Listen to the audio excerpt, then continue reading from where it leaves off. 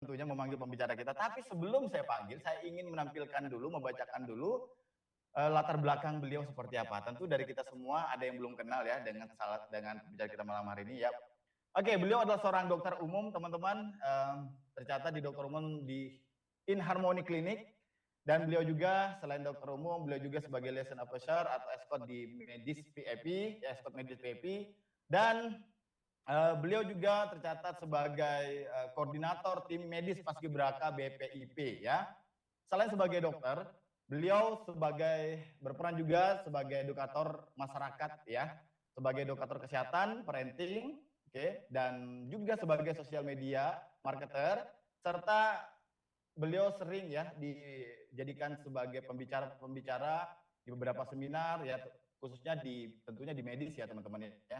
Oke, selain itu beliau memiliki pengalaman filantropis dan organisasi sebagai Ketua Yayasan Bersatu Sehat Indonesia, Dr. Panti Wreda Wisma Mulia, dan juga sebagai pengurus Pusat Perhimpunan Alergi Imunologi, teman-teman. Nah, sementara latar belakang pendidikan dari Ibu Dr. Meta, ya, yang pertama adalah beliau tercatat sebagai salah satu lulusan ya Fakultas Kedokteran Universitas Padjadjaran Bandung, dan dengan IPK yang cukup luar biasa, teman-teman, bisa dikatakan cum laude juga ya, 3, luar biasa ya, tinggi banget ya IP beliau. Dan beliau juga sebagai mahasiswa magister Hukum Kesehatan Sugi Japranata Semarang ya. Pengalaman kerja 17 tahun di rumah sakit dan klinik, 2 tahun sebagai tim dokter pribadi Ketua MPR RI sejak 2011-2013, 10 tahun sebagai tim dokter pribadi Presiden Indonesia sejak 2013 hingga 2022, teman-teman. Prestasi yang telah diukir oleh Bu Dr. Meta ini sendiri, yang pertama adalah beliau pernah mengikuti pertukaran pelajar mewakili Indonesia ke Malaysia, Belanda, dan Austria, teman-teman ya. Dan beliau pernah mendapatkan MURI ya, rekor MURI klinik vaksinatori terbanyak tahun 2021. Nah, adapun pelatihan-pelatihan yang telah beliau ikuti diantaranya kegawat daruratan medik, diantaranya ada ATLS, ACLS, EKG, dan hiperkes ya. Terus ada vaksinologi training dan hipnoterapis clinical level. Oke. Dari berbagai macam latar belakang ini tentunya teman-teman ya, Anda akan mendapatkan informasi bukan dari orang yang biasa-biasa. Orang Medan bilang ini bukan kaleng-kaleng, teman-teman ya. Jadi pastikan Anda siapkan diri Anda pastikan jangan ada gangguan sedikit pun saat beliau menyampaikan materi malam hari ini, teman-teman. Tanpa panjang lebar lagi, kalau saya jadi Anda, saya akan berikan angka 100 miliar ya kepada pembicara kita malam hari ini.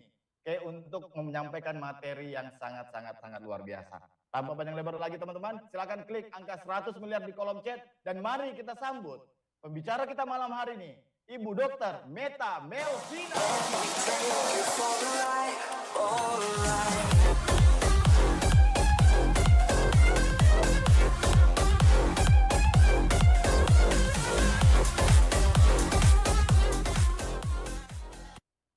Halo, selamat malam Bapak Ibu semua yang ada di Indonesia dan yang ada di luar negeri. Ya, salam jumpa saya dengan Dr. Meta dalam Dokter Talk ya. Kali ini jumlahnya luar biasa banyak ya. Nah, sekarang saya mau tanya nih, yang pertama kali ikut Dokter Talk pasti masih banyak ya, banyak ya baru kali ini join ya. Nah, yang udah pernah datang ke acara sebelumnya waktu tanggal 16 Agustus ya, itu siapa aja yang udah datang? Saya pengen coba lihat nih, banyak yang udah datang atau banyak yang masih baru nih? Oh, saya. Oh, hadir datang ya, oke. Nah, kita akan membahas lanjut lebih detail mengenai teknologi transdermal. Waktu tanggal 16 Agustus di acara kemarin ya di Kemayoran itu kita memang sudah membahas juga materi transdermal. Beberapa kita ulang ya, tapi beberapa juga ada banyak yang baru juga ya. Nah, di sini kita ulang lagi, tapi di setiap kali kita belajar sesuatu, pasti ada hal baru. Nah, biasanya saya tuh kalau baca buku ya, buku tebel-tebel, itu nggak bisa baca cuma satu kali gitu. Jadi kalau satu kali kita baca, kita dapat insight sesuatu. Kemudian baca kedua kali, baca ketiga kali, oh ternyata masih ada hal baru lagi ya yang kita temui atau yang masih baru kita ngeh gitu. Jadi demikian juga dalam kita menimba ilmu ya. Kalau kita mendengar sebuah seminar, mungkin kita ngeh terhadap satu hal, tapi seperti kita menyusun puzzle, kita dengarkan lagi dari awal sampai akhir supaya pengetahuan kita semakin lama semakin lengkap ya. Oke, saya izin share screen ya. Semoga nanti kita nggak terlalu malam karena ini kan dari Sabang sampai Merauke ya.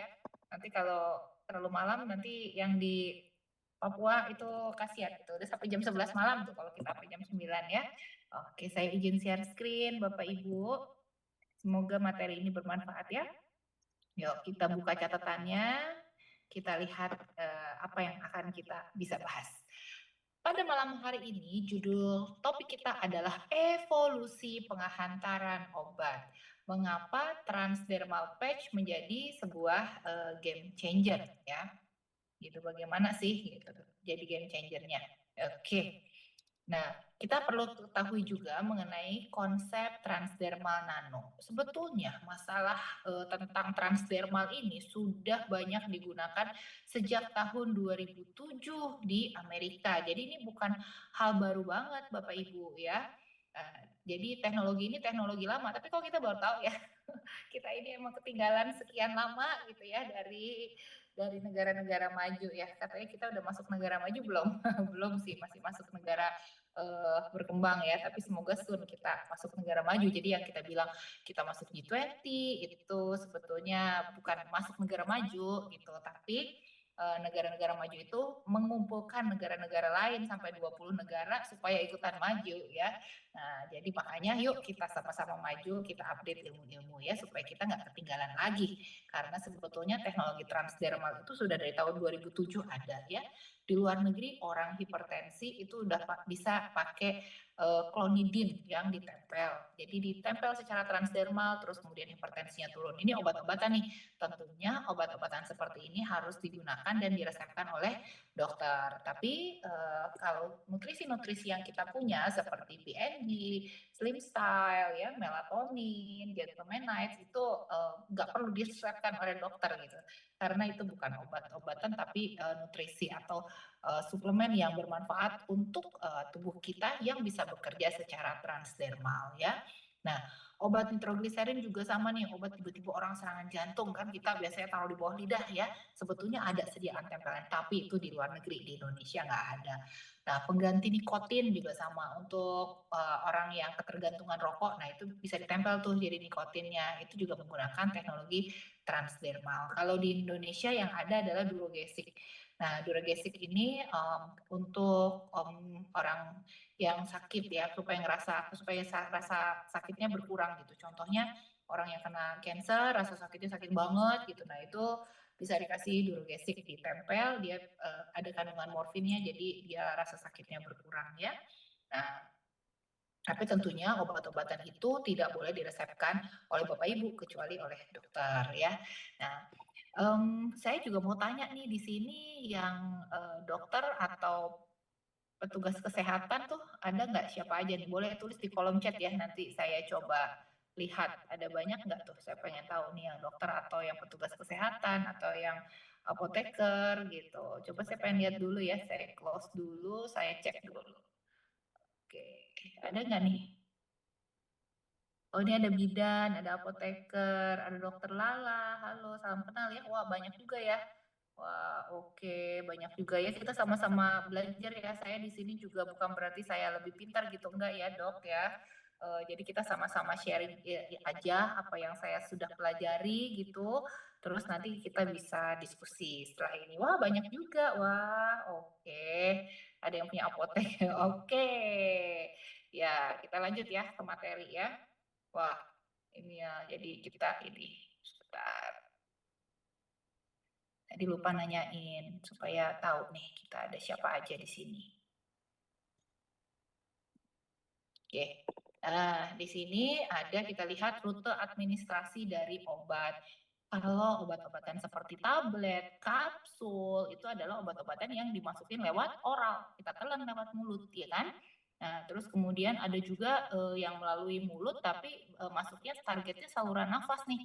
Contohnya apa? Contohnya kayak kalau kita lagi ada asma, terus kita pakai obat-obatan semprot, inhalasi, gitu ya. Itu kan lewat mulut, terus kemudian targetnya adalah saluran nafas. Ada juga obat-obatan yang lewat hidung atau lewat mata ditetesin ya.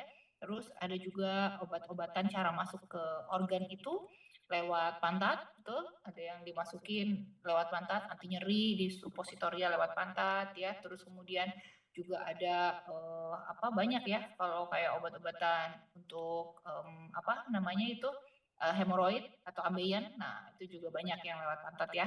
Nah, terus ada juga yang lewat kulit nih. Yang lewat kulit itu macam-macam nih, Bapak Ibu bisa lihat ya. Lewat kulit itu ada yang berupa topikal namanya ya, ada yang berupa gel, ada yang berupa krim, terus ada yang pasta ya, ada yang hidrogel. Nah, ini juga ini yang liposom transferosom vesikel ini yang udah lebih molekulnya kecil-kecil gitu. Terus ada yang bentuk sampo ya, nggak buat orang yang suka ada jamur gitu. Nah, jadi samponya tuh ada sampo anti jamur, yang untuk ada kutu, ada sampo anti kutu ya kan, itu sebenarnya cara masuk obat ya. Nah, selain itu ada yang namanya dermal patch dan transdermal patch ya. Ada juga transdermal spray, jadi di spray ke badan terus kemudian ke kulit, kemudian dia bisa nyerap lewat pori-pori kulit masuk ke dalam tubuh ya. Nah, ini adalah cara masuk obat lewat dermal. Nanti kita akan bedakan nih apa bedanya dermal patch dan transdermal patch. Nah, kalau dermal patch itu koyo ya, transdermal patch nanti apa bedanya? Habis ini kita bahas ya. Selain itu, ada juga obat-obatan yang masuk lewat injeksi, artinya disuntikin ya.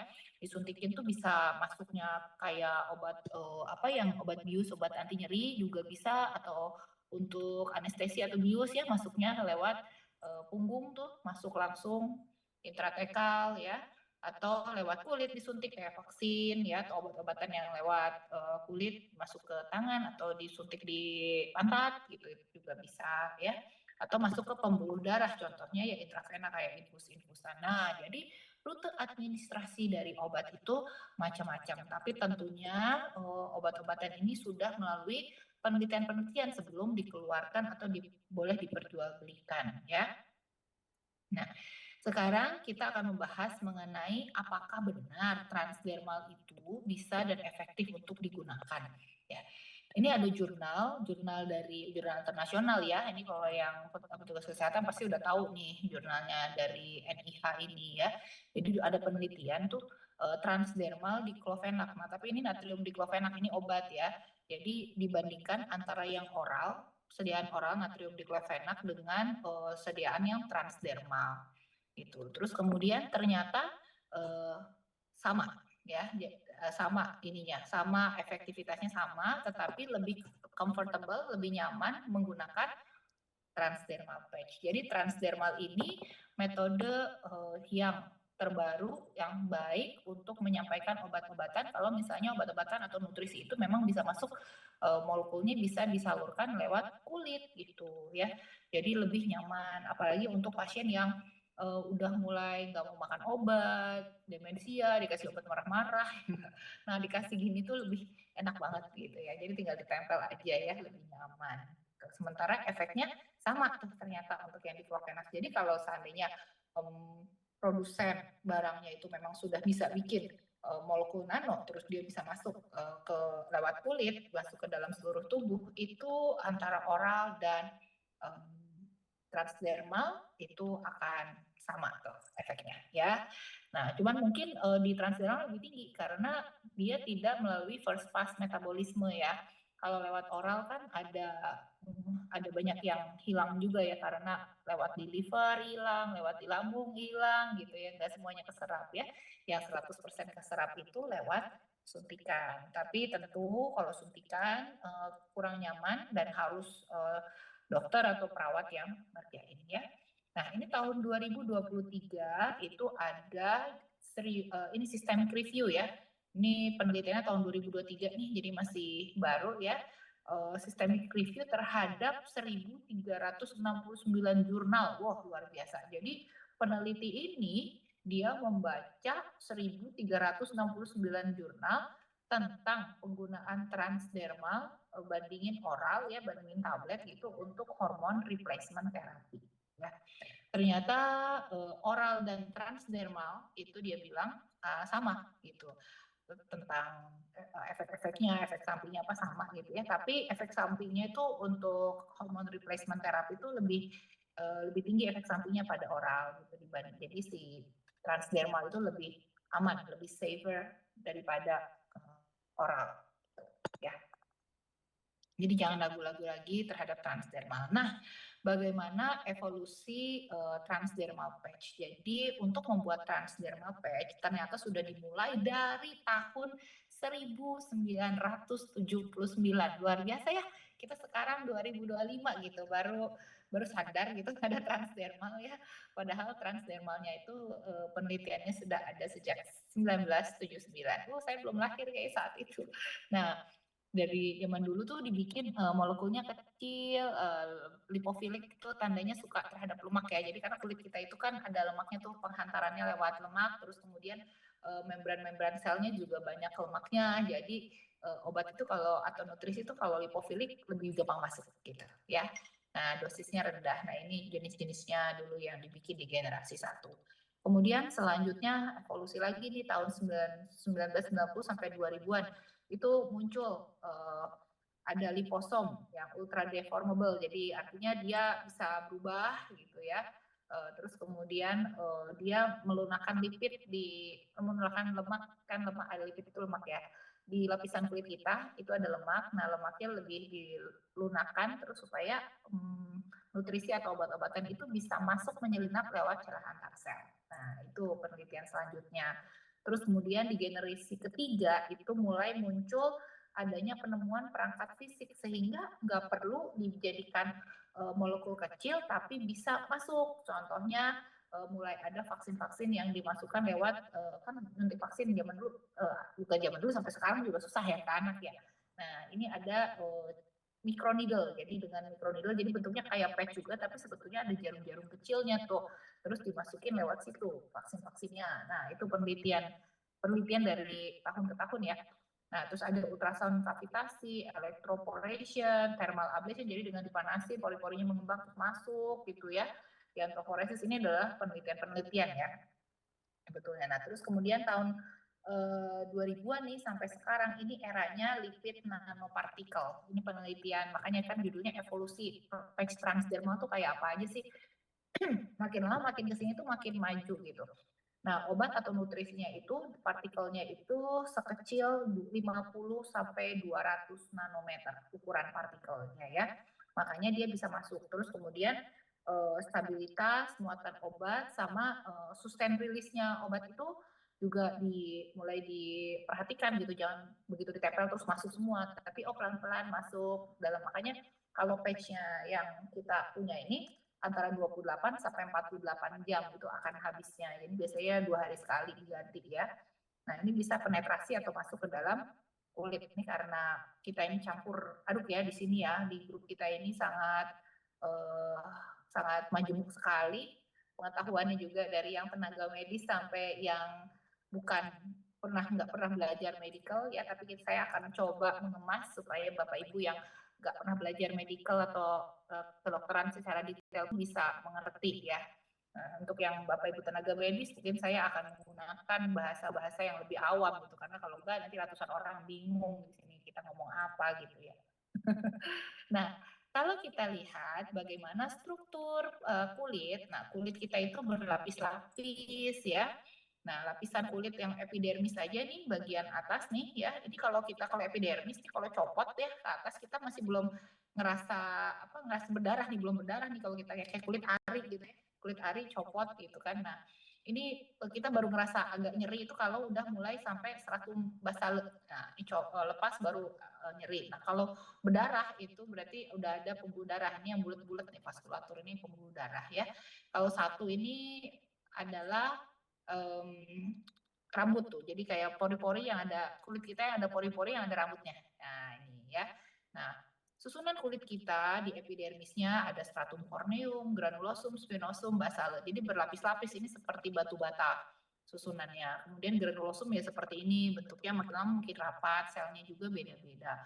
Nah Obat-obatan atau nutrisi yang memang kita masukkan ke dalam kulit itu bisa masuk ke dalam pembuluh darah. Makanya kan kalau lagi hamil juga nggak boleh ya pakai macam-macam kayak krim muka wajah yang mengandung banyak hormon atau apa ya, kan nggak boleh gitu. Karena apa, nanti itu bisa masuk ke dalam pembuluh darah, beredar, nanti anaknya bisa ada apa, bisa bikin terato ini gitu, apa, jadi bayinya bisa cacat gitu ya. Nah, karena apa? Karena apa yang kita olesin juga bisa masuk, nyerap ke dalam gitu. Nah, ini kalau kita lihat bagaimana caranya masuk ke dalam pembuluh darah dan bekerja, masa sih ada patch ditempel kemudian bisa langsung masuk gitu ya ke pembuluh darah? Itu sebenarnya bisa. Yang pertama itu lewat rute appendigeal, jadi artinya ini dia masuk lewat pori-pori berambut ya, ini apa, nutrisinya masuk. Yang kedua dia memang transseluler, jadi antar dari sel satu ke sel lain dia langsung tembus saja. Yang ketiga itu lewat intersel, jadi lewat celah-celah antar sel. Ya. Nah, kalau kita lihat makin maju, ya orang makin maju peradaban, makin maju, makin lama makin kecil ya nggak sih? Dulu aja laptop apa komputer tuh aduh gede banget gitu. Lama-lama makin kecil, akhirnya jadilah laptop ya. Handphone juga dari gede gitu, lama-lama jadi kecil ya kan. Pixel komputer atau pixel TV kita awalnya kasar, lama-lama makin pikselnya makin kecil-kecil gitu, makin halus gambarnya. Jadi TV yang makin mahal itu kan pikselnya makin halus karena makin kecil pikselnya gitu ya. Jadi inovasi terbaru ini katanya uh, researcher atau peneliti ya dari Australia gitu, dia bilang future health itu memang nanoteknologi gitu. Karena dalam 20 tahun ke depan akan kebanyakan obat-obatan itu diberikan dalam bentuk nanoteknologi base gitu. Karena apa? Karena ya makin maju, makin memang kecil-kecil, makin mudah diserap ya gitu. Jadi pengaplikasian nanoteknologi ini bukan cuma di kesehatan, tapi di kimia, biologi, fisika, material ya, dan engineering juga makin mengenali teknologi nano. Nah, jadi seberapa kecil nano itu, Bapak Ibu? Kalau kita lihat, ini adalah gambar human hair ya. Jadi apa tuh human hair itu? Rambut manusia ya. Nah, rambut manusia itu 100 mikrometer nih, kurang lebih beda-beda sih, ada yang tipis, ada yang tebal rambutnya ya, tapi kurang lebih 100 mikrometer. Nah, kalau kita bilang nah ukuran nano itu ini dari 1 nanometer sampai 100 nanometer ya, segini tuh sebesar ukuran virus, protein, ribosom, DNA ya. Gen aja masih lebih besar nih, 100 nanometer sampai 1 mikrometer. 1 senti lebih jauh lagi lah ya. Ini 1 mili aja di sini adanya.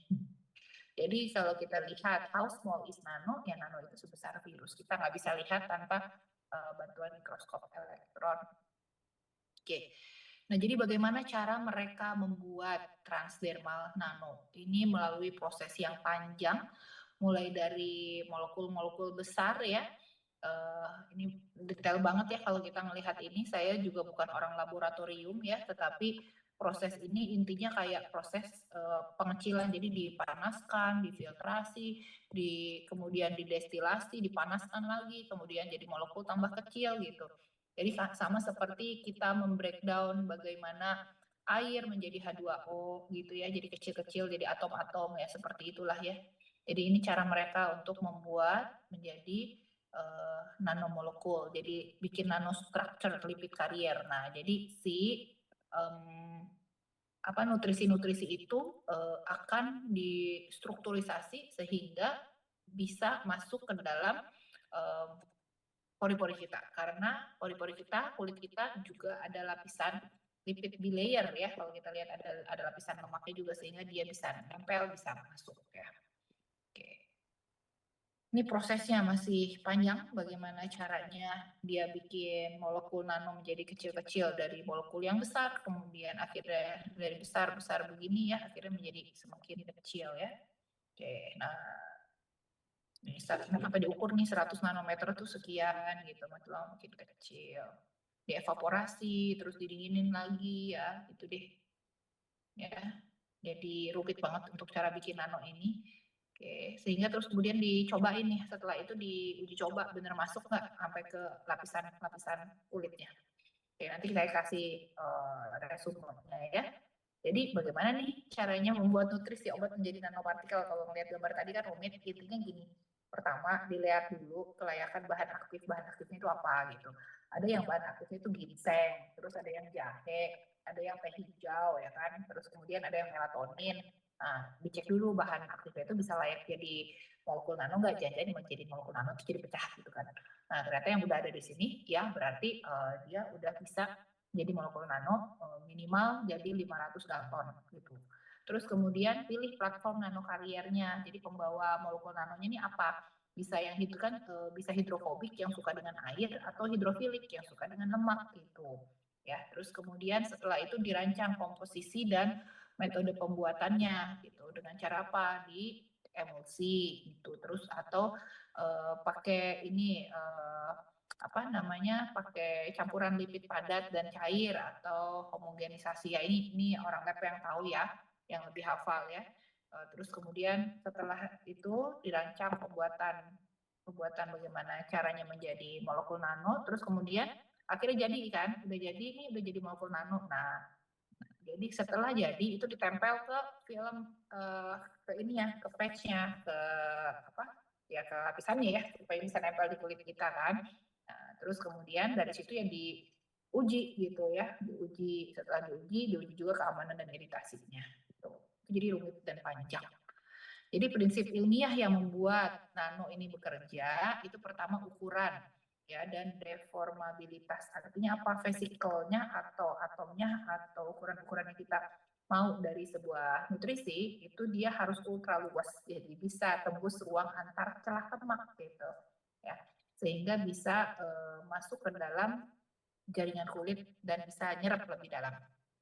Nah, kemudian juga yang kedua afinitas lipid. Nah, kalau dia larut lemak biasanya bisa dibuat larut lemak yaitu di emulsi dikasih jadi larut lemak itu bisa masuk ke dalam kulit nyerap lebih banyak. Sama rute folikuler ini yang lewat rambut tadi ya, bisa lewat rambut dan kelenjar, bisa tembusnya pasti lebih mudah gitu karena memang bolong kan. Selain itu ada juga bantuan microneedle bagi yang microneedle ya. Nah, ini ada penelitian, Bapak Ibu, ini sangat menarik penelitiannya ya. Waktu itu tanggal 16 Agustus itu pernah saya sampaikan juga, ini dalam mikroskop fluorescence. Jadi kalau kita lihat ya, untuk yang ini nomor 1, ini adalah nanopartikel. Ya, kalau kita bandingin nih antara nanopartikel dan topical krim yang biasa tanpa dibuat teknologi nano. Kalau kita lihat, ini pada ditempelkan dan dilihat pada jaringan yang ada rambutnya ya, jadi pori-pori berambut tuh seperti ini. Nah, dengan teknologi nano, daya serapnya lebih banyak, ya kan? Wah, nyerapnya jauh tuh sampai dalam tuh, dibandingkan yang bukan teknologi nano, yang cuma dioles aja. Nah, kalau yang gambar 3 dan gambar 4, ini adalah kulit yang tidak berambut ya. Contohnya apa ya? Kulit yang tidak berambut ya, kulit paha dalam gitu. Terus kulit tangan bagian dalam sini kan nggak ada ya orang yang sini ada rambutnya ya. Yang ada rambutnya di luarnya aja ya kan. Ya. Nah, kulit yang tanpa rambut itu eh, kalau kita lihat dikasih nanopartikel tuh dia nyerapnya banyak karena dia bisa nyerap di antara jalur makannya bisa nyerap lebih dalam ya. Sehingga kalau nyerap lebih dalam bisa ketemu sama pembuluh darah di situ, akhirnya bisa beredar di seluruh tubuh. Jadi artinya apa? Efektif transdermal ini efektif ya, yang nano itu efektif untuk menjadi penyampaian obat atau nutrisi yang memang bisa bekerja sistemik atau di seluruh tubuh ya. Nah, terus topical cream itu sedikit, tempelnya cuma di atas aja. Ya enggak? Yang cuma di atas ini contohnya cara kerjanya dermal patch atau koyo. Jadi hanya di bagian atasnya aja bikin hangat, tapi dia tidak masuk menyerap, nggak nyerap sampai ke dalam. Nah, evaluasi parameternya, bagaimana tebelnya ya.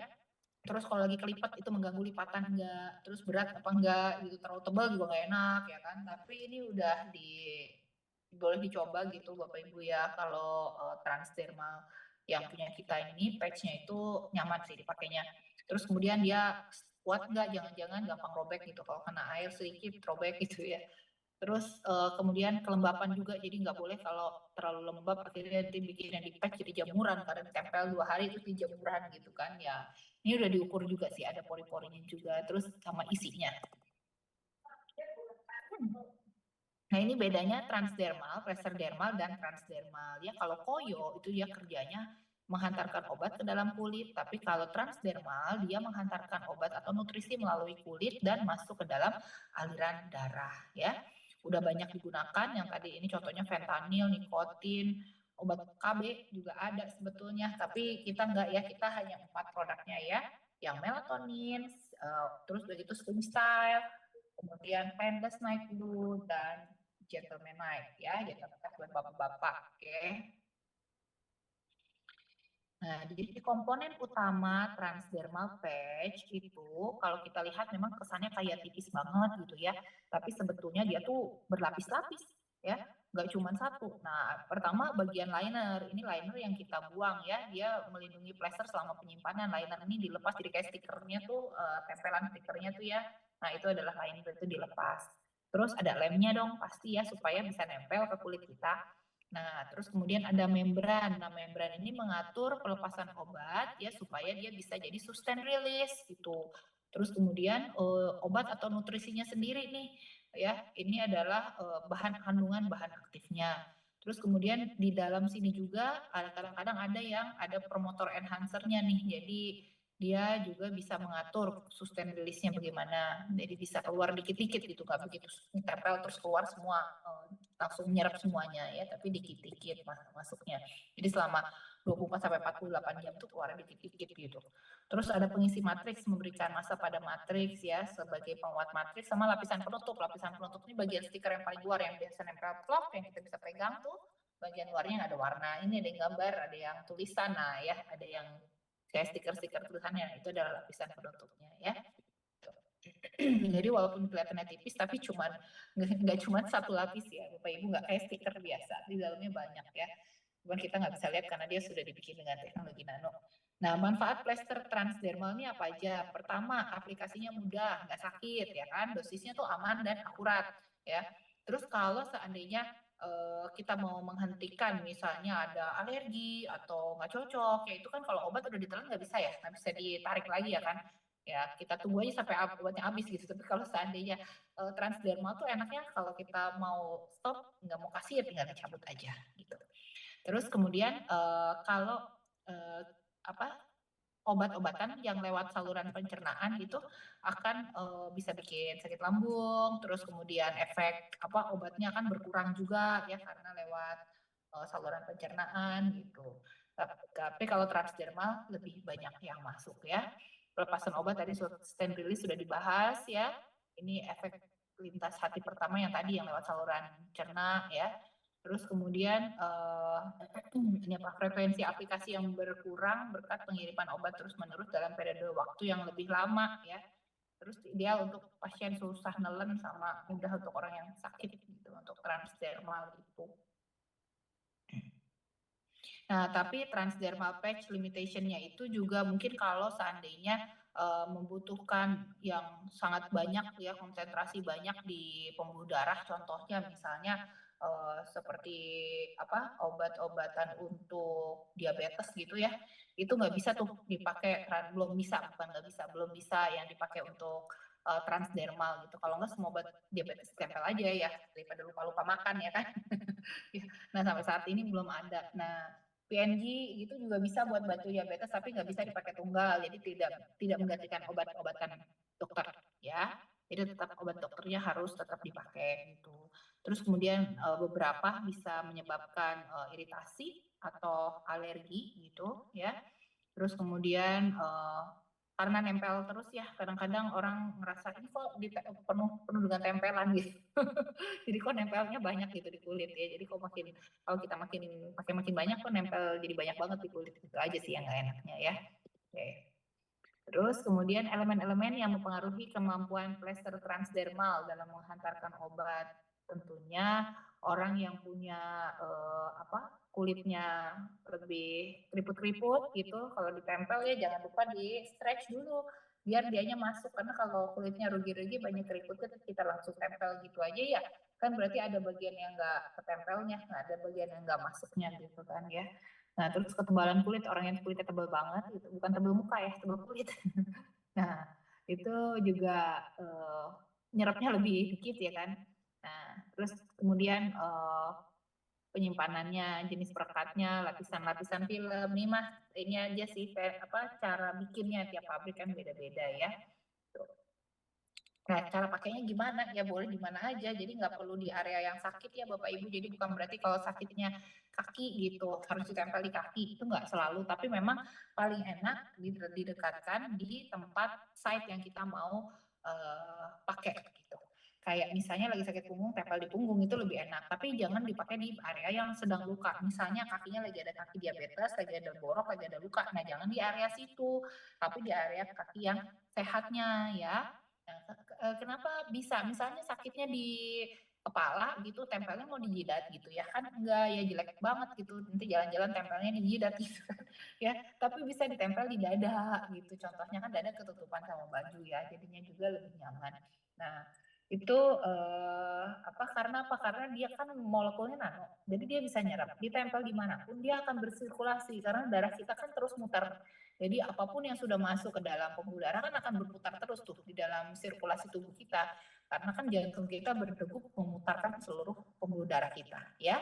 Jadi bisa ditempel dimanapun. Dan kalau udah misalnya hari ini tempel di bahu kiri, nanti tempel bahu kanan, ganti-ganti. Nggak apa-apa. Itu walaupun yang sakitnya di punggung atau di mana sama aja, ya. Memang paling oke ya, paling dekat dengan site tempat dia sakit, ya. Mengapa transdermal nano disebut game changer? Karena bisa melewati batas 500 Dalton secara fungsional, bukan hanya mengecilkan molekulnya, tapi juga membawa atau memfasilitasi nutrisi tersebut lewat kulit dan folikel rambut. Ya. Terus kemudian transdermal nano ini bisa melindungi obat herbal atau nutrisi yang labil. Jadi artinya kalau seandainya dia labil, terkena oksidasi, terkena matahari, terus jadi lisis, terkena cahaya lisis gitu, tapi dengan transdermal nano itu molekulnya lebih kecil, lebih gampang diserap gitu, meningkatkan kelarutan dan muatan kulit ya. Terus mengurangi first pass metabolism dan bisa sustain release gitu ya. Jadi sangat oke banget. Kita nggak bahas produk malam ini ya, kita hanya bahas mengenai konsep transdermal nano, tapi produk-produk ini akan kita bikin produk trainingnya itu mulai minggu depan ya di Dokter Talk. Makanya ini Dokter Talk berseri ya, jadi jangan lupa datang karena biar banyak ilmu yang bisa kita diskusikan ya. Produk kita ada 4, Painless Night Glue, Melatonin, Gentlemanite, dan Slim Style. Oke. Ya. Nah, ini Bapak Ibu, saya mau Bapak Ibu tahu mengenai sertifikasi produk. Pertama, produk ini bukan produk yang bukan obat gitu ya, dan tidak menggantikan obat medis ya. Obat yang ideal kita tahu adalah obat yang aman, bermutu, berkhasiat, bermanfaat, terjangkau, jaminan produk halal dan vegan ya. Vegan itu artinya berasal dari tumbuhan gitu. Nah, dari regulasi Badan POM tentunya kita lebih aman untuk membeli atau menjual barang-barang yang sudah ada Badan POM-nya, ya BPOM-nya diurus, ya tandanya sudah ada izin edarnya, ya, karena lebih aman gitu. Nah, jadi termasuk apa nih? Badan POM tuh ngurusin obat, makanan, bahan obat, narkotik, wah semua nih. Zat suplemen kesehatan, kosmetik, ya, obat tradisional, pangan olahan ini diurus semua regulasi oleh Badan POM. Boleh dicari ya, cari nih alamatnya nih, cek di pom.pom.go.id, kemudian cari nih apa-apa aja ini yang tahun 2025 ya. Tuh, obatnya ada berapa, kosmetik ada berapa. Yang punya kita ini ya transdermalnya itu masuk ke dalam kosmetik ya, bukan obat tradisional atau suplemen kesehatan atau pangan olahan gitu. Karena apalagi obat, kalau untuk menjadi obat itu harus melalui penelitian randomized control trial ya.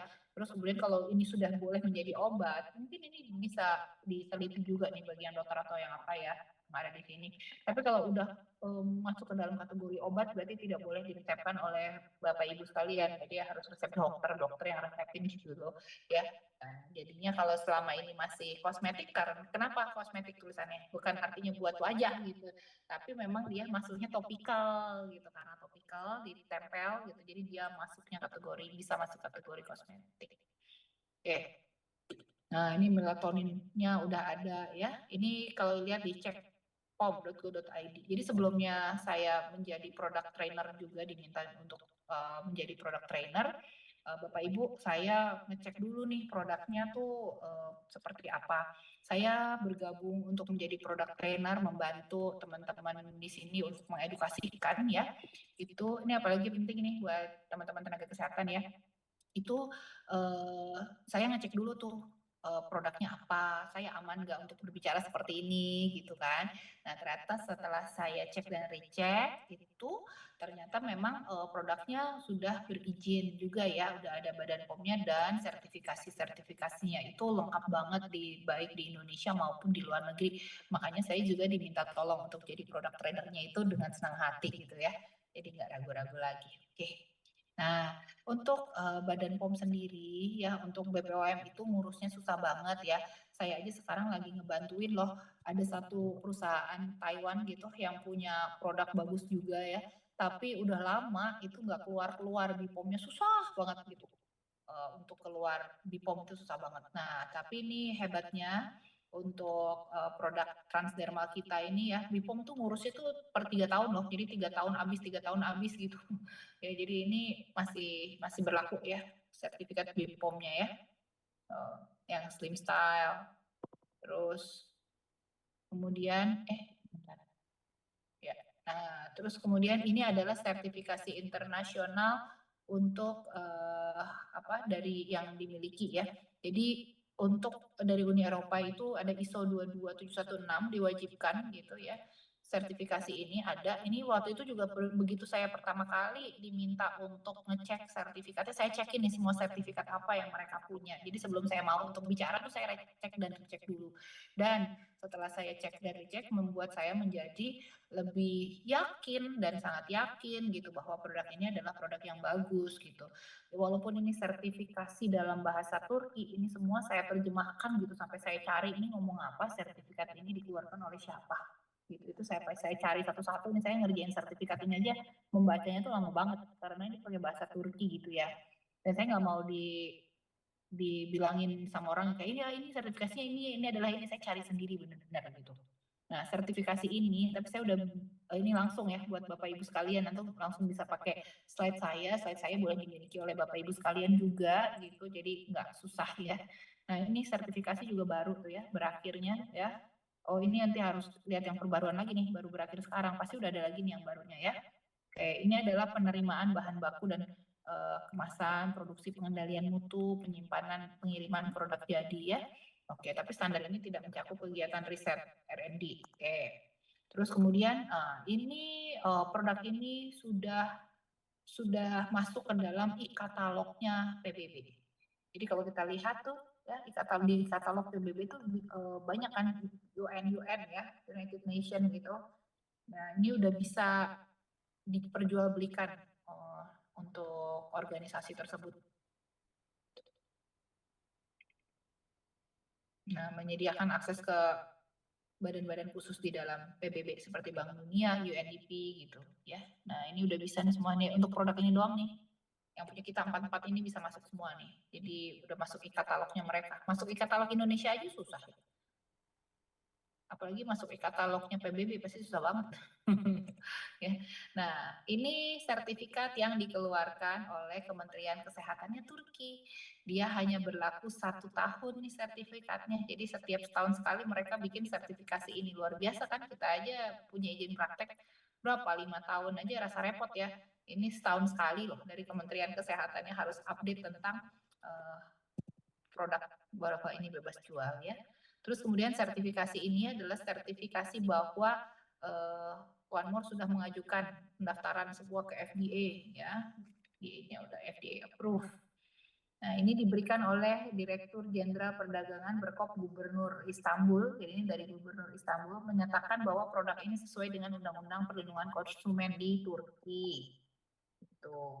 Nah, ini juga ada sertifikasi ISO 22018, ini standar internasional untuk sistem manajemen keamanan pangan ya. Nah, ini standar ini dikeluarkan oleh ISO tentunya, berlaku untuk semua organisasi rantai makanan gitu sih, jadi semua suplemen-suplemen gitu ya. Artinya apa kalau punya sertifikasi ini? Artinya perusahaan memiliki sistem manajemen keamanan pangan sesuai standar internasional. Udah gitu, dia juga mengidentifikasi risiko keamanan pangan, menetapkan langkah pengendalian, serta memiliki prosedur untuk menjamin kebersihan, sterilitas, keamanan produk. Ya. Nah, yang di sini free doping, jadi tidak mengandung doping. Ya. Terus ini ada sertifikasi halal dan sertifikasi vegan. Ya. Terus kemudian untuk ini karena, ini yang ini, ISO 9001 dan ISO 14001, yaitu artinya sudah GMP, Good Manufacturing Practice, pada industri farmasi loh. Gitu. Jadi standar ini mencakup aspek produksi, pengujian, pengolahan kualitas, dan pelayanan pelanggan ya. Untuk ISO 9001 ini sertifikasi yang menunjukkan bahwa suatu sistem manajemen berkualitas standar internasional, makanya bisa dijual di berapa ratus negara gitu ya. Kalau nggak salah ini nggak cuma di Indonesia dan Turki aja. Oke, terus kemudian sertifikasi internasional yang ini yang 27.001 sama 20.000 ini ya, karena ini perusahaan ada MLM-nya, banyak data-data yang dipegang, data-data teman-teman sekalian, jadi sistem IT dan keamanan informasi sudah tersertifikasi juga. Oke. Nah, produk ini diakui juga telah memenuhi standar dari regulasi alat kesehatan di Uni Eropa, khususnya kelas 1 ya. Telah diverifikasi sesuai dengan standar keamanan dan standar alat kesehatan non-steril. Yang paling rendah itu non-steril, karena emang nggak steril kan. Kan ditempel, kalau yang steril itu antibakteri gitu, yang kayak buat kamar operasi. Nah, gitu ya. Jadi deskripsi produk ya, kemungkinan besar patch atau alat medis ditempel gitu kan, itu non-steril gitu aja sertifikasinya. Nah, ini perlindungan konsumen ya untuk manajemen efektif dan efisien. Tuh. Oke, produk kita ada 4, Painless Night Glue, Melatonin, terus kemudian Gentleman Night, dan Slim Style. Oke, sepertinya sekarang sudah jam 8:30 ya. Kalau yang di Indonesia Timur sudah jam 10:30. Ya, saya kembalikan kepada moderator kita, Bang Jufri. Kita bisa diskusi setengah jam kali ya. Siap, terima kasih Bu Dr. Meta, terima kasih atas pemaparannya malam hari ini. Baik teman-teman sekalian, siapa yang belajar malam hari ini? Coba ketik di kolom chat, ayo. Siapa yang belajar malam hari ini dan siapa yang mendapatkan satu ilmu baru ya, pemahaman baru tentang transdermal, dan ternyata apa yang telah disampaikan oleh Dr. Meta, transdermal ini betul-betul satu metode yang mungkin hari ini masyarakat tunggu teman-teman ya.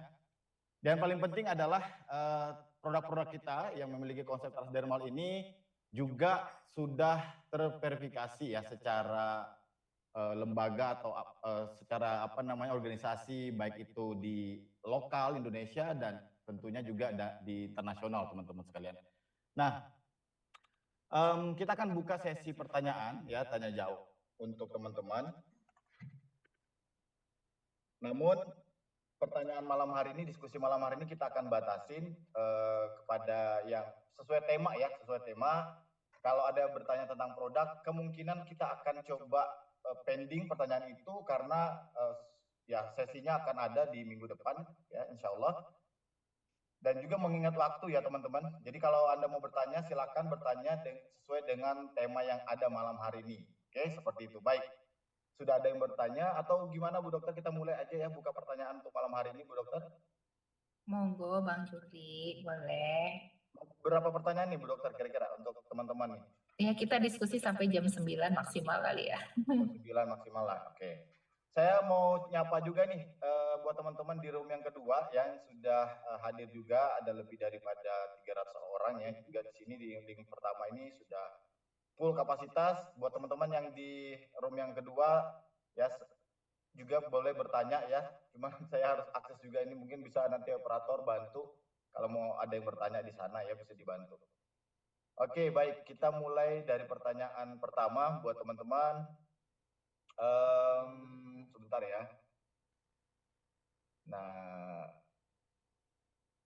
Nah ini ada yang nanya soal slim style nih Bu Dokter, bisa nggak nih? Bu Dokter boleh nggak slim style dipakai saat haid? Tuh.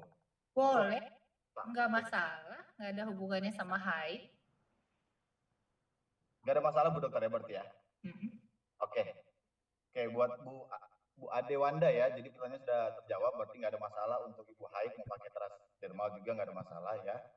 Terus pertanyaan kedua dari Ibu Tika ya, PNG untuk ibu hamil boleh nggak dok? Kayaknya enak enak pegal kaki ditempel PNG. Iya, kalau PNG untuk ibu hamil boleh, tapi yang untuk slim style jangan dipakai untuk ibu hamil ya. Oke, PNG boleh tapi slim style nggak boleh ya. Ya, Oke, siap dari Bu Tika. Semoga kejawab ya Bu Tika ya. Oke, berikutnya kita lihat lagi. Dok, transdermal boleh dipakai oleh Bu Mil dan Bu menyusui? Boleh ya tadi ya sudah dijawab teman-teman. boleh, kecuali yang slim style ya. Slim Kalau style. hamil aja itu nggak boleh dipakai. Kalau Ya, menyusui nggak apa-apa sih. Ibu menyusui nggak apa-apa ya. Kecuali Iya. Bu hamil itu nggak boleh pakai slim style Bu dokter ya. Iya betul, tapi nanti kalau yang ibu menyusui harus dilihat dulu ya, karena kan ini karena dia teknologi nano kan masuk ke dalam pembuluh darah kita nih ibunya nih. Nah terus kemudian di dalamnya tuh ada kandungan teh hijau kan. Nah nanti teh hijau seperti itu tuh bikin anaknya ini enggak gitu. Takutnya bikin ada, buat kita sih nggak mencret ya, tapi kan yang namanya bayi itu kadang-kadang terlalu sensitif sama beberapa kandungan yang kita makan ya. Kalau kita makan cabai aja buat kita mah nggak apa-apa makan cabai ibu hamil ibu menyusuinya, tapi kan asinya jadi pedas tuh buat dia, terus bayinya jadi mencret gitu ya kan. Nah itu harus dilihat juga efeknya ya, jadi kalau ada efek samping untuk anaknya ya jangan gitu. Oke, baik. Dari Chandra Arifin ya. Afifin, sorry. Berikutnya, Bu Emma. Dok, untuk penderita kista sebaiknya digunakan di mana dan menggunakan pad yang mana? Oke, untuk kista tuh kista apa ya? Kista ovarium, kista aterom, atau kista apa? Kista itu artinya kan benjolan ya. Nah benjolan tuh di mana? Gitu. Oke. Tapi kalau pakai PNG ya boleh di mana aja, boleh taruh di perut, boleh taruh di paha, dimanapun boleh ya.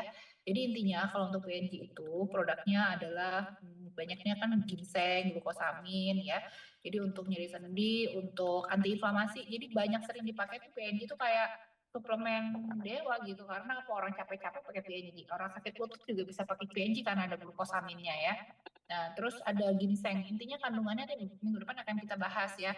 Jadi Bapak Ibu bisa tahu nih ini kira-kira bisa dipakai untuk melengkapi nutrisi kita tuh apa aja. Contohnya kayak ginseng itu kan ada anti radang, terus ada anti kansernya gitu ya. Jadi bisa mungkin menurunkan, membantu supaya progresivitas penyakit tidak terlalu cepat gitu. Tapi bukan berarti menggantikan obat-obat dokter ya. Terus kemudian kista juga harus dilihat kan, kalau kista ovarium ukurannya berapa gitu. Kalau memang di atas 5 cm ya baiknya dioperasi. Tapi kurang dari 5 cm ya nggak perlu dioperasi. Nah itu bisa pakai suplementasi atau nutrisi-nutrisi gitu.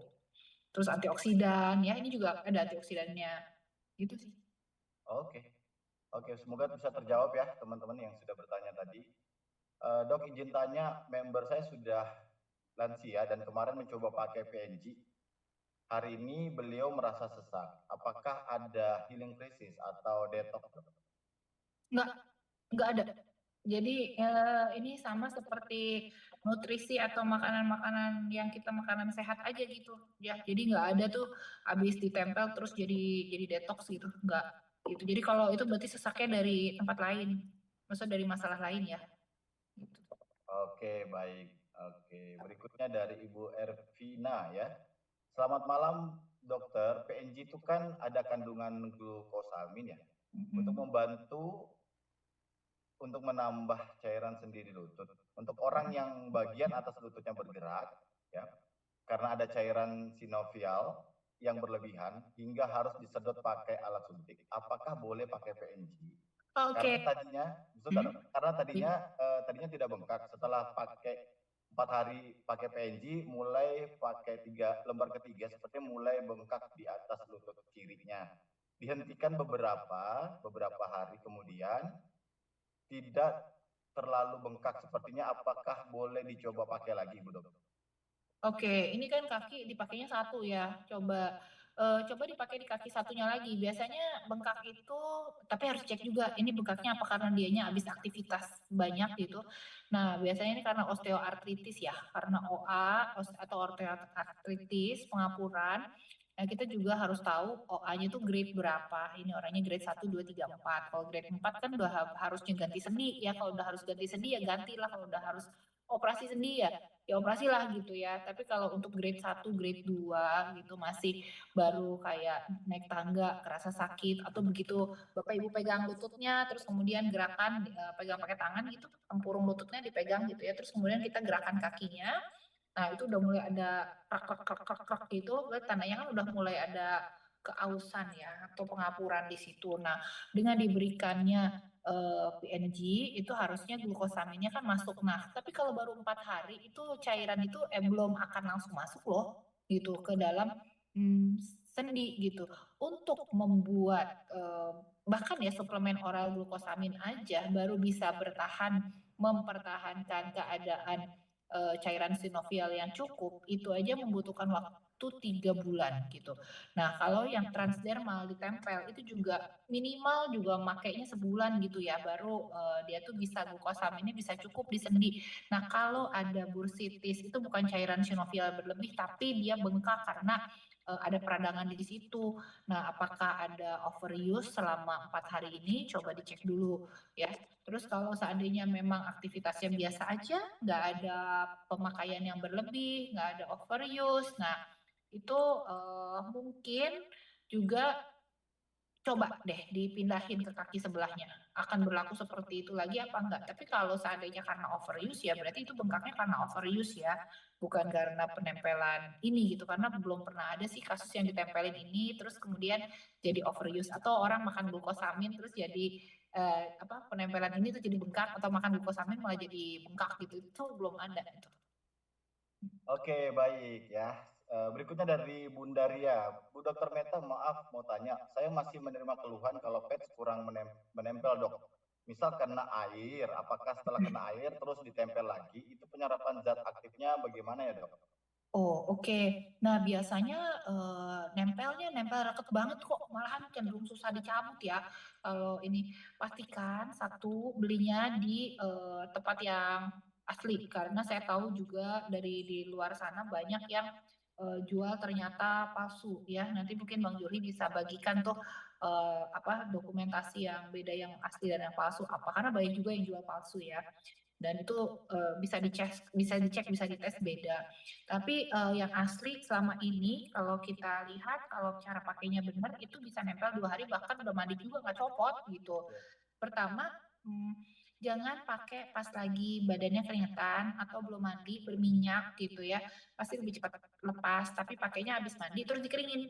Udah badannya kering baru dipakai ya dan itu kalau kena air nggak masalah dan tidak mengurangi jumlah misalnya jadi luntur gitu kandungan nutrisinya enggak karena dia udah ada lapisan tahan airnya. Jadi cukup dikeringkan aja terus udah gitu. Itu bisa 2 hari dipakai ya, 48 jam nanti diganti dengan yang baru ya. Tuh. Oke ya, Bunda Ria ya, semoga terjawab. Berikutnya dari Pak Hari DC, katanya lembar penyi tidak boleh dipotong pakai gunting, apa benar, Bu Dokter? Iya dipotong-potong.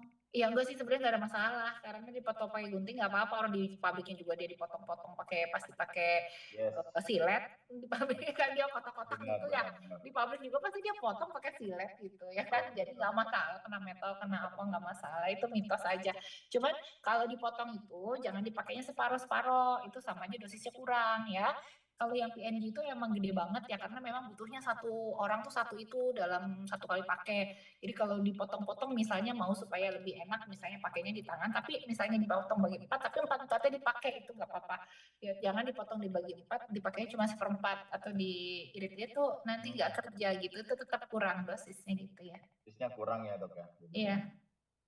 Oke, berikutnya dari Bu Susan Fang. Bu, PNG boleh dipakai jika hemoglobin tinggi? Hemoglobin tingginya tuh maksudnya ini ya apa namanya dianya berapa HB-nya maksudnya kebanyakan banget itu HB-nya harusnya orang HB tinggi gitu mah dibuang aja darahnya kayak didodorin gitu dibuang Didonorin ya. Iya, tapi nggak bisa juga sih kalau didonorin dipakai buat donor darah nggak bisa, tapi di flebotomi namanya, jadi dibuang aja darahnya itu nggak boleh, kalau HB tinggi juga nggak boleh. Terlalu tinggi juga nggak ada yang terima sih, karena itu kan sebuah kelainan juga gitu. Tapi terapinya itu dengan dibuang darahnya. Oh, berarti boleh dipakai atau gimana, Dok? Ya boleh, nggak Boleh masalah. aja ya, nggak ada masalah ya. Oke. Oke, selanjutnya dari Ibu em, Oke, tadi sudah dijawab ya, Ibu Sari, Ibu hamil aman, cuman lifestyle yang nggak boleh digunakan untuk Ibu hamil ya, Bu Dokter ya. Ya, Kalau menyusui aman ya, Bu Dokter ya. aman, tapi harus dicek ya, nanti ada efek samping ke anaknya apa enggak gitu. Karena kan ada beberapa anak sensitif, ada yang enggak. Ada kalau saya dulu makan pedes